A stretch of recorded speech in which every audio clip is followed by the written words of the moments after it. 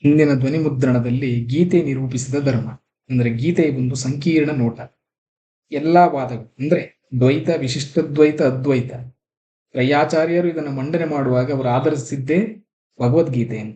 ತ್ರಯಾಚಾರ್ಯರು ಭಗವದ್ಗೀತೆಯನ್ನೇ ಆಧರಿಸಿದ್ದಾರೆ ಅಂದಮೇಲೆ ದ್ವೈತ, ಅದ್ವೈತ, ವಿಶಿಷ್ಟ ದ್ವೈತ ಹೇಳುವಂತ ತಾತ್ಪರ್ಯ ಹಾಗೂ ನಿರ್ಣಯವು ಒಂದೇ ಆಗಿರ್ತದೆ. ಆದರೆ ಅರ್ಥ ಮಾಡಿಕೊಳ್ಳುವಲ್ಲಿ ನಾವು ವಿಫಲತೆಯನ್ನು ಕಾಣ್ತಾ ಇದ್ದೀವಿ. ಏಕೆಂದ್ರೆ ನಮಗೆ ಧರ್ಮ ಎನ್ನುವುದು ಸರಿಯಾಗಿ ಅರ್ಥವಾಗಿಲ್ಲ.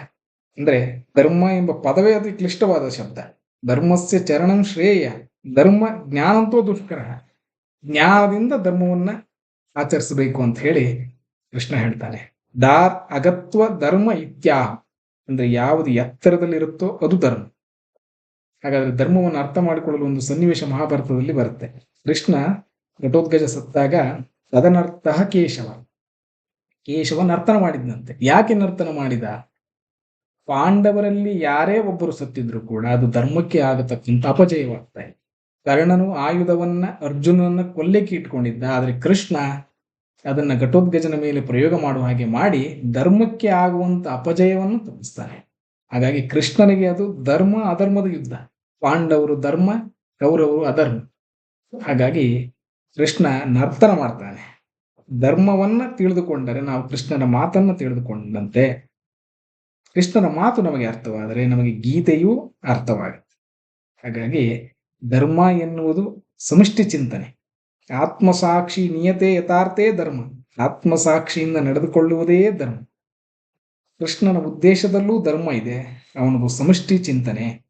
ಅವನ ನಡೆಯಲ್ಲಿ ಚಂಚಲತೆ ಇರಬಹುದು, ಆದರೆ ಗಮ್ಯವನ್ನ ಅವನು ಧರ್ಮದ ಕಡೆಗೇ ಇಟ್ಟಿದ್ದಾನೆ. ಗತಿಯಲ್ಲಿ ವ್ಯತ್ಯಾಸವಾದರೂ ಗಮ್ಯವನ್ನ ಧರ್ಮದ ಕಡೆ ನಡೆ ಮಾಡಿದ್ದಾನೆ.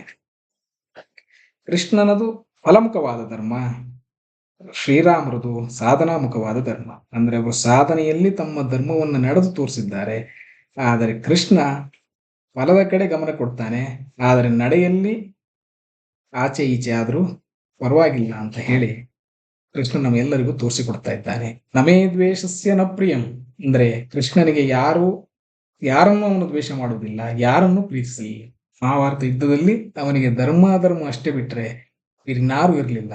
ಅದರ ಗುಣವನ್ನ ಮೊದಲು ಹೇಳಿದ ಹಾಗೆ ತದನರ್ಥ ಕೇಶವ ನರ್ತನ ಮಾಡಿ ಅದನ್ನ ಜನಗಳಿಗೆ ತೋರಿಸಿಕೊಡ್ತಾನೆ. ಎರಡರೊಳಗೊಂದಾಗಿ ಮೂರನ್ನು ಬಳಸಿ ನಾಲ್ಕಲ್ಲಿ ನಿಂತು ವಿಭುವ ಗೈದು ಟಾವದಲ್ಲಿ ಹಿಂದೆ ಮುಂದೆ ಎಡ ಬಲ ಮಾಯಾಗುಪ್ತನಾಗಿ ಭಗವಂತ ತನ್ನ ಅಂತಸ್ತನ್ನು ತೋರಿಸ್ತಾ ಇದ್ದಾನೆ. ಎಲ್ಲದರಲ್ಲೂ ಇದ್ದು ಭಗವಂತ ತನ್ನ ಅಂತಸ್ತನ್ನ ತೋರಿಸ್ತಾ ಇದ್ದಾನೆ. ಹಾಗಾಗಿ ಭಗವಂತನನ್ನ ಅರಿತು ಧರ್ಮವನ್ನು ಆಚರಿಸೋಣ. ಏನಂತೀರಿ? ನಮಸ್ಕಾರ.